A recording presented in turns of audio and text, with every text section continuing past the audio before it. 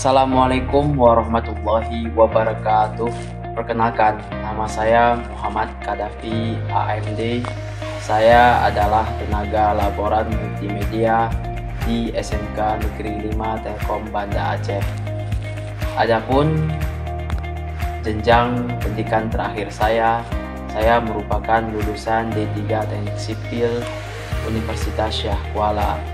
Pada kesempatan ini, saya akan menampilkan karya best practice yang berjudul Peminjaman Alat Praktek di Laboratorium Menggunakan Aplikasi Berbasis Web guna meningkatkan layanan terhadap siswa praktek.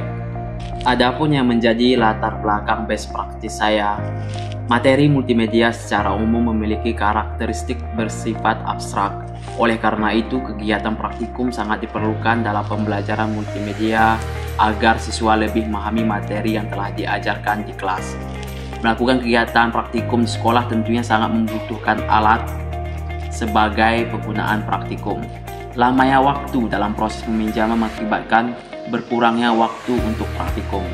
Mengatasi hal tersebut, maka laboran yang bertugas di setiap laboratorium sekolah harus memikirkan cara bagaimana praktikum tetap dapat terlaksana sesuai jadwal dan materi yang diajarkan.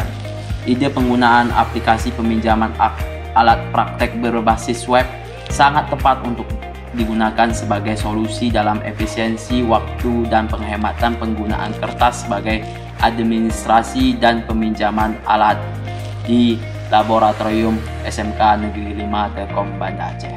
Adapun langkah-langkah pembuatan aplikasi peminjaman alat praktek. 1. Rencanakan cara kerja, pengguna, database, dan desain tampilan dari aplikasi peminjaman alat praktek.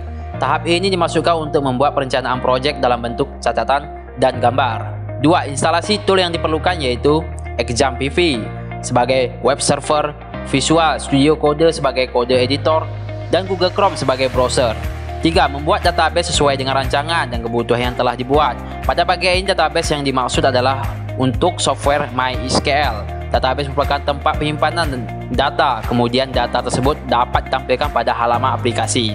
4. Membuat desain template halaman web. Desain yang dibuat adalah menggunakan HTML, CSS, dan JavaScript.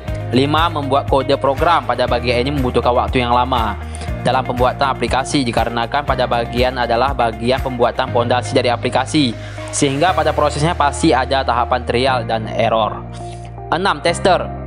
Setelah tahapan membuat kode program selesai dalam pembuatannya, maka tahapan yang selanjutnya adalah tester, yaitu kegiatan untuk mencoba semua fitur yang telah dibuat dan harus dipastikan semua berjalan seperti yang diharapkan.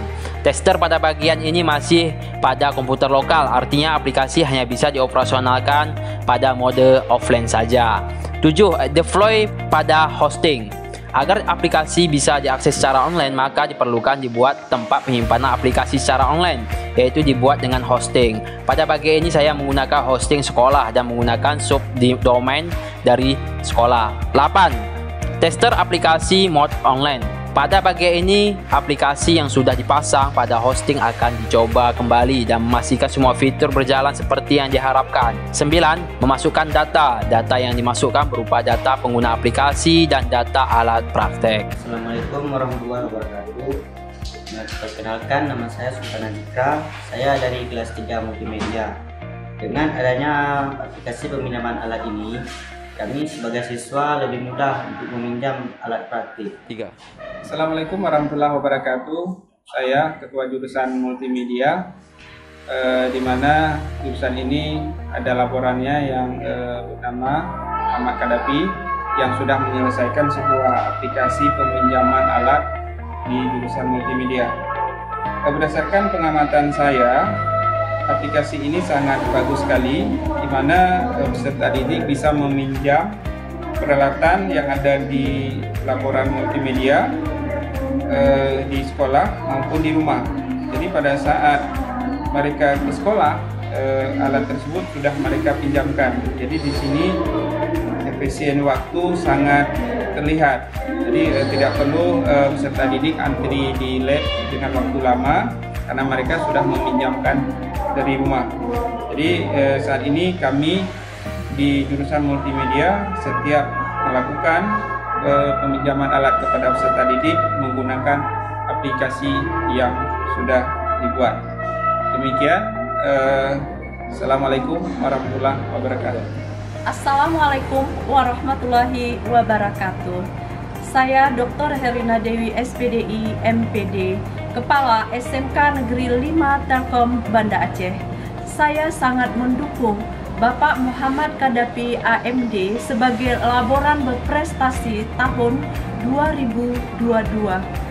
Karena beliau bukan hanya bekerja sebagai laboran, akan tetapi beliau juga banyak membantu sekolah, di antaranya dalam pembuatan modul matrikulasi sekolah dan membantu sekolah dalam hal ekstrakurikuler, baik itu di bidang akademik dan non-akademik, seperti silat, karate, dan lain-lainnya. Mudah-mudahan beliau bisa menjadi sang juara di tingkat provinsi.